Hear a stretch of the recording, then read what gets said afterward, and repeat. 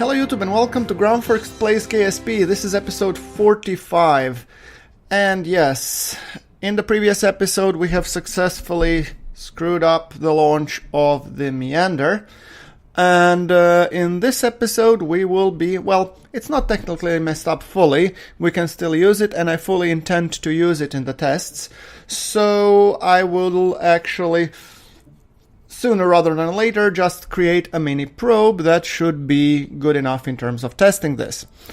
And I fully intend to use the beautiful 0.625 and Xenon technology, which is, compared to the today's standards, ancient, but I want it to not take too long because I do want to eventually design and a probe that's bigger and the jump gate that is bigger that I could be sending onwards. Okay, that being said, I'm just created a mini probe. Let's activate things. We don't need anything on that probe for that matter, apart from the communication dishes and stuff, and let's just put it in the fairing, which I don't think it will work for the 1.25, but it will work for the 125 expanded fairing base, yes. And of course this is not going in the separate engineering episode because, let's face it, this is just, this is just hideous. I have to delete the fairing and place another one. Like this and like this. Well, that's better. Okay, clamshell deploy on, sides 2, yes, that's good enough. Let's put now a decent rocket thruster, which will be taking this bad boy into the orbit.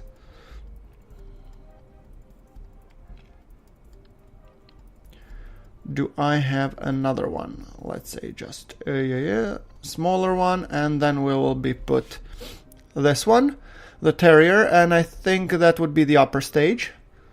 Then we put a decoupler, and then we put the big boy, or big kahuna. Compared to what we've been launching recently, these are all extremely small. Right, where is my... Okay, should this one do it? No, I don't think so. 5,900, it's decent, but the top... but the Xenon drive I want to use as little as possible, so let's put the swivel here. Yeah, the swivel looks decent, thrust to weight wise, but I think that atmospheric needs to be tweaked, because I'm always looking at these guys and then I realize I actually need to be looking at atmospheric. Okay, this looks kinda nice, but I think these two rockets are actually too small. These boosters, but maybe they're not, maybe they're decent enough. We don't really need to go overboard with engineering this one. So let's just quickly thrust limit these to 1.60 on the atmospheric stage. I think that should be enough. And then we will be launching the rocket and all that jazz. Okay, great. I'd say that's enough to try this one out. I just want to be putting one small communitron that will be always on, so we don't lose control over our ship mid-flight, which has happened to me more than once.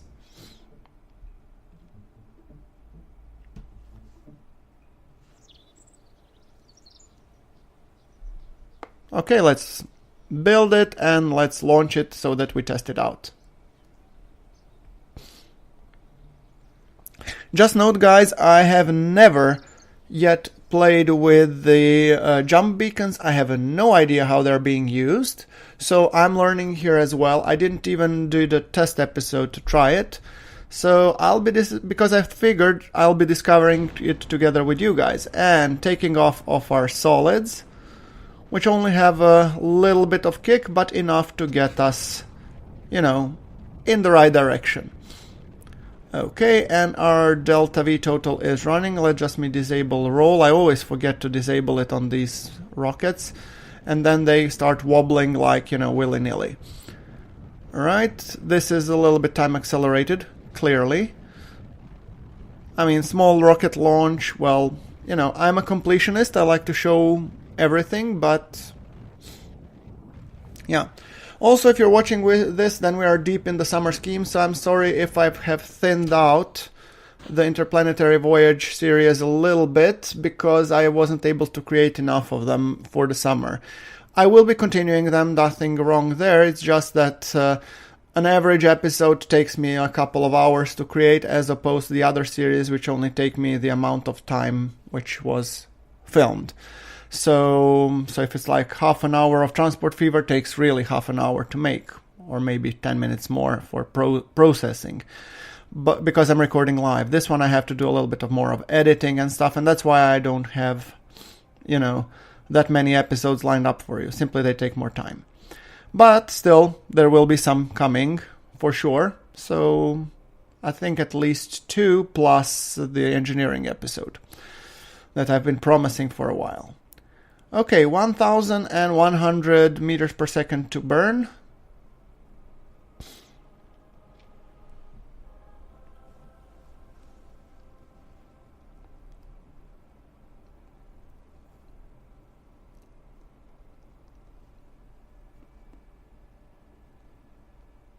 Okay. Ditching the fairing. Let's take a screenshot over here. Oh, that would be a nice screenshot for the episode. Now, let's see. We do have a connection. Great. Let us just extend, find the maneuver node where we will be circularizing. And then after the circularizing, we will be planning a rendezvous with our first beacon that is called the, I believe, shortcut. Yes. Oh, look at this. Wobble, wobble. Don't you just love the autopilot? Yeah, me too. I think I'm just gonna align this one manually. I think it has too strong of a reaction wheels and high momentum due to the huge solar panels, so yeah.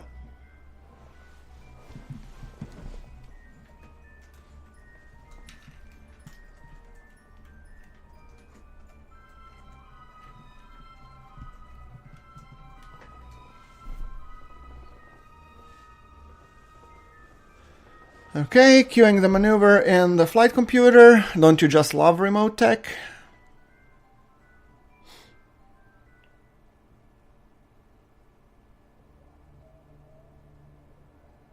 And there we go. This is a small enough burn, so we don't need to additionally accelerate it.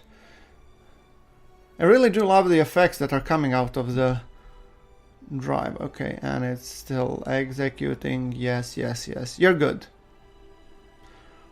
Right, let's do the rendezvous with the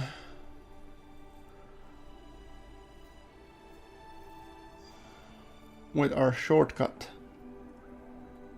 jump beacon. I think we first need to actually correct the inclination. A tiny burn of 38.3 meters per second. Let's also queue it. And I want to be opening my antenna. If we fly too far out, I want to make sure that I can maintain a connection. Yes.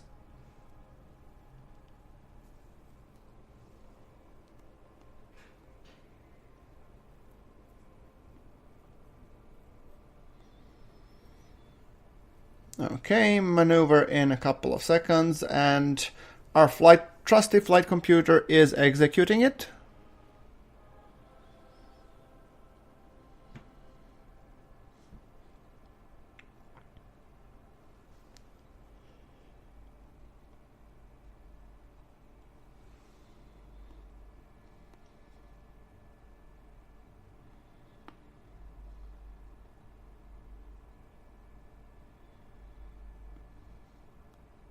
Okay, and let's now find the correct place for aligning the maneuver node.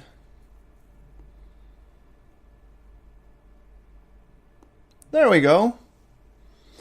Oh, that will be a 641 meters per second burn, which will take an 8 minutes and 11 seconds. Yes, because we like long burns.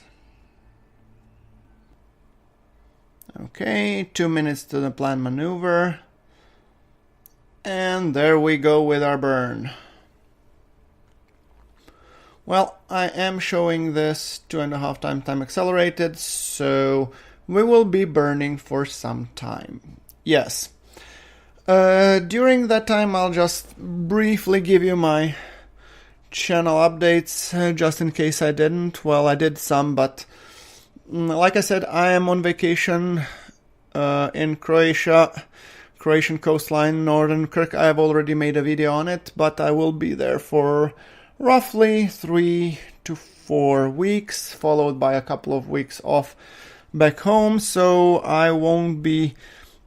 the videos, I have recorded some good portion of the videos, so you will be still getting the videos that I have, and there only some videos might be thinned down. There will be a weekly episode of Transport Fever. There will be I guess, weekly episode of Naval Action that will be coming every Wednesday instead of XCOM 2. XCOM 2 will probably resume after the summer break. And then on Fridays I will post KSP content as I did today, but I used to do on Monday as well the engineering episodes, but I think the final engineering episode that I was able to record will go on the Friday instead after the episode, I think 47. So it will go instead of the episode 48, I believe. So basically I'm trying to say that you will hopefully get 2 to 3 videos each week. And I'm trying not to skimp on the content, despite the fact that I'm going on vacation, so I've been chugging hard to actually bring you some good content.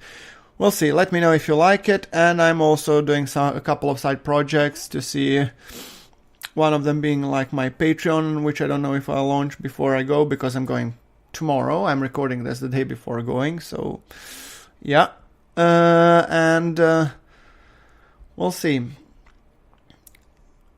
We are burning still, because this craft takes an unholy amount of time to burn, and it has an abysmally low thrust to weight. So we have but 2 more minutes to burn, and that's not 2 real minutes, it's more like, 30, 40-ish seconds of your time watching. And we have a beautiful sunset as we watch. Yes. And I have a feeling that I will need to be manually actually fixing it, because due to this beautiful sunset we ran out of electric charge. Go figure. Okay, so I'm skipping until the time we actually get back the sun, and then we will have to burn for another rendezvous.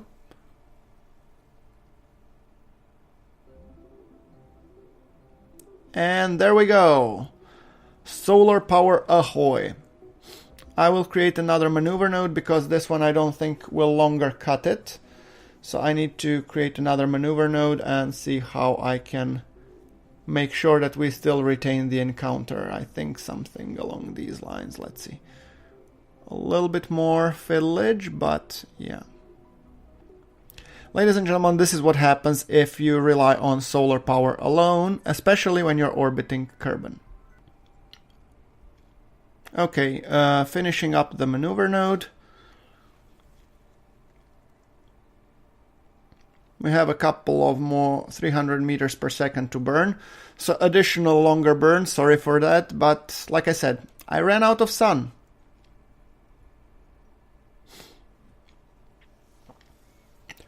In the meantime, I have briefly checked our meander beacon, but it seems that I have some errors with it, so I might need to... the one that I've deployed seems to have cut out components out of it, so I think it's a bug. So if it's so, I will hyper edit the one back. I have to reconstruct it. We did send it out, and but these bugs I won't tolerate in my save, sorry. I reserve the right to actually, change it back. Right. Because this episode I really want to do the jump test. Yes. Right. Now we should rendezvous with the... Okay, 63 meters per second more to burn, and we have queued that final maneuver, which will get us on rendezvous. Great. You also have to be careful when you have this ship with this abysmally low thrust to weight when you're planning the rendezvous. Rendezvous do take a while, and you have to decelerate just to make sure that you end up at same spot at the same time, but with a not terrible relative velocity to each other. So that's one thing to ponder about. Okay, we are coming closer to our beacon.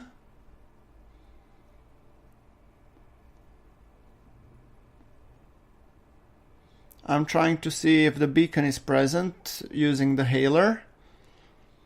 From what I understood, this jump beacons should work where I initialize the hailer. When I'm coming to the range of the jump beacon, I hail it, the jump beacon responds, offers me a list of transfer points where I want to jump. I select one and activate some carborundrum, and boom, I should jump to that location. Note that it's not compensating for the delta V required, so it's sort of like warp drive. You really need to, have a high amount of delta V to actually circularize still. I believe there is additional improvement called gravity compensator or something, I don't know exactly. But we are still too early in the process to use it. We are just conducting our first jump test, so learned from the experiences of the warp ship, this should be at least easier to get to the destination. Then we'll have to see the other parameters and how to tackle them.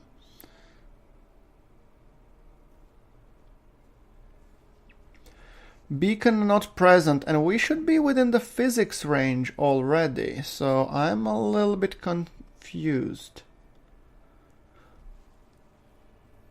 Oh no, it's target separation. Okay, I see. So we're not there yet.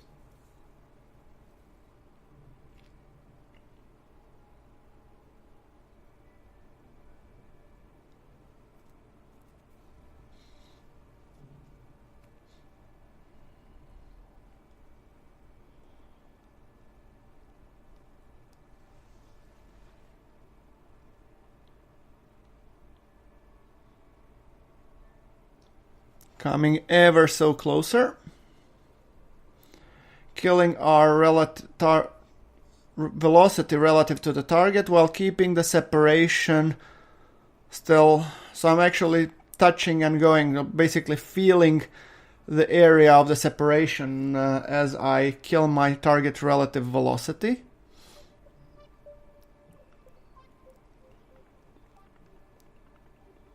So far it's 2.8 kilometers in 11 minutes.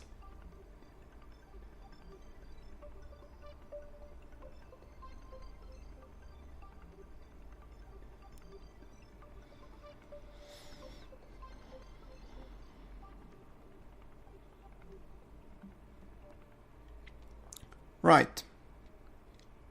Okay. Now we are coming up on our maneuver node, and well, not maneuver node but intersection, and we have total of 243 meters per second to burn, and we are closing up on the target, so I'm still killing off the relative velocity and trying to reduce the separation, which I'm slowly succeeding, which is good.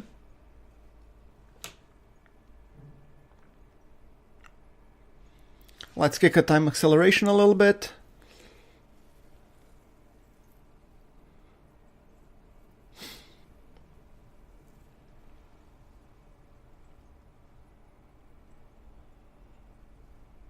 .2. We are closing all right.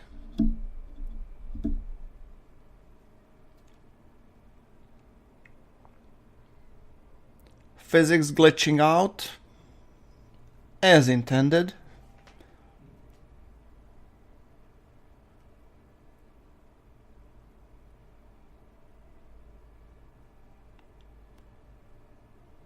.4 kilometers in 4 minutes.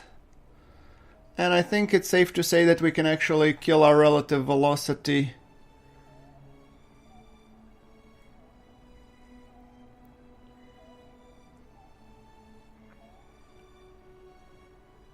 Let's leave it around 100-ish. Come a little bit closer. This is, by the way, the guys that you do a rendezvous if you have abysmally low thrust to weight. You have to really take it slow.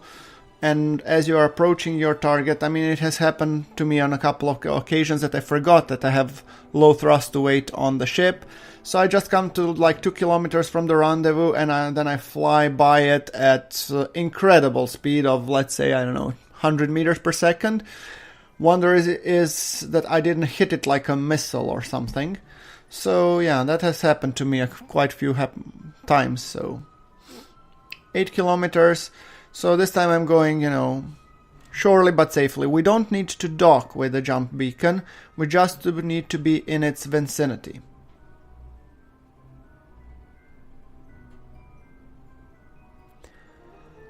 .6 kilometers.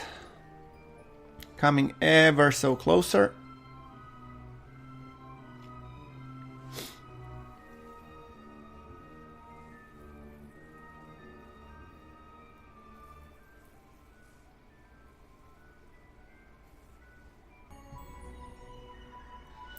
Right, 2.2 kilometers away.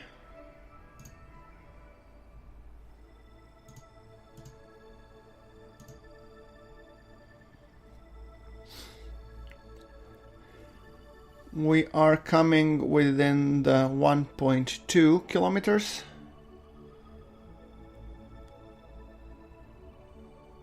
(10 meters per second).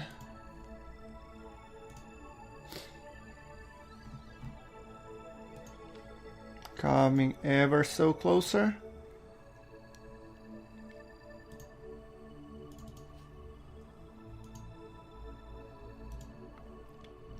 (400 meters per second).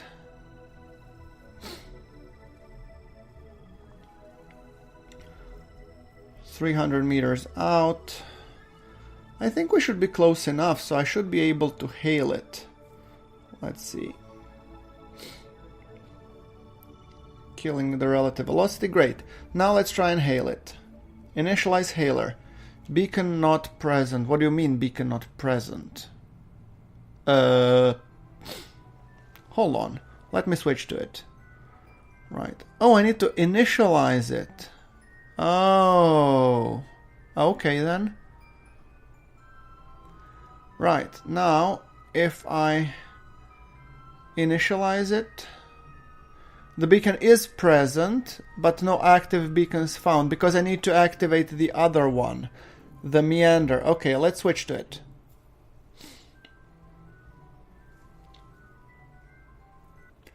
And guys, as you see, I have a graphics glitch here. The meander which I shown is not showing, so I will not tolerate this. I'll terminate it, and I will hyper edit it to some orbit. It doesn't matter where. I know I screwed up the initial orbit and I'm not trying to fix it here, so please don't bring your pitchforks, but I'm trying just to put it somewhere. I don't care where.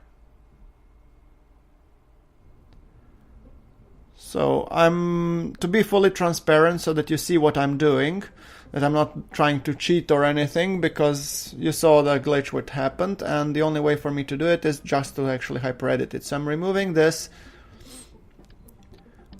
I'm keeping it as is.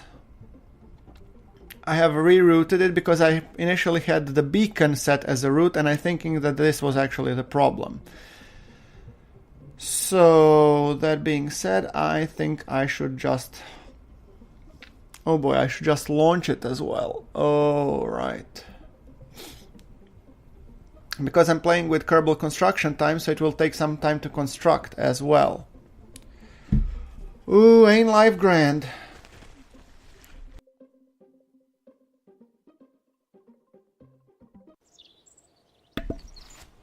Okay, building it. Well, it's just 9 days, so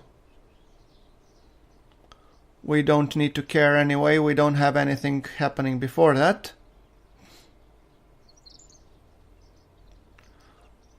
roll it out to the launch pad and then launch it.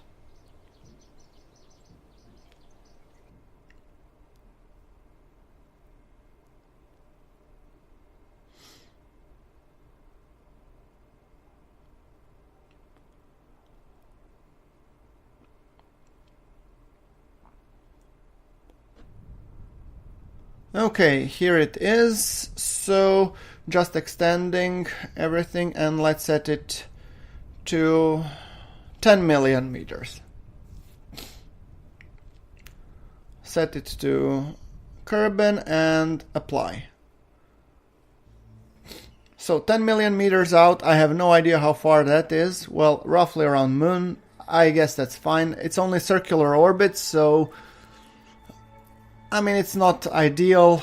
I would prefer to have mine, but let's initialize it, and it seems that it's being used now. Good. Now let's get to the test probe, and let's see if we can do the jump test.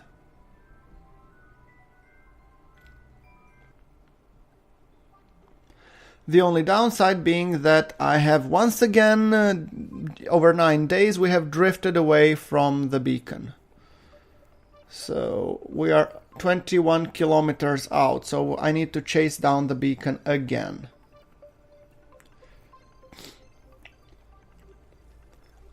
Okay, and I think that we can just safely accelerate until we get to that point. Kicking the time acceleration. Sorry a little bit for repeating this, but I'll try to keep it snappy. We are already on the same orbit, so we should be able to come rather close. Hitting the time acceleration button once again until we come really close.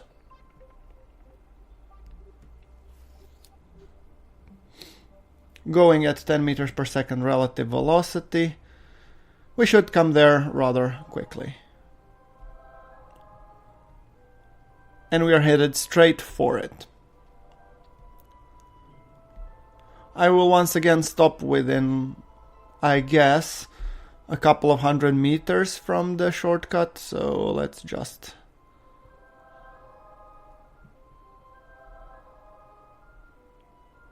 .4 meters per second, okay.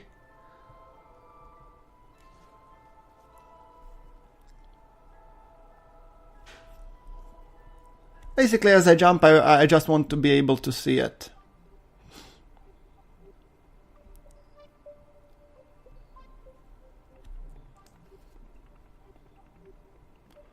Okay, and let's now try initializing the hailer. And yes, we can jump to the meander. Okay. Pre-warp information. We are here, and let's just...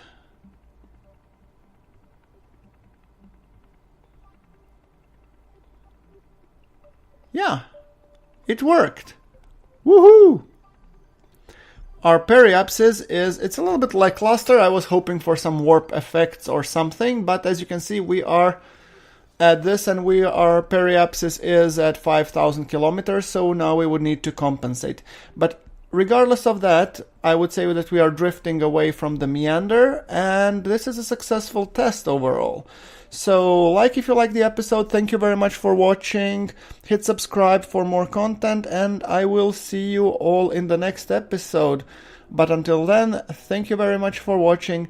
This is GrunfWorks after a successful jump.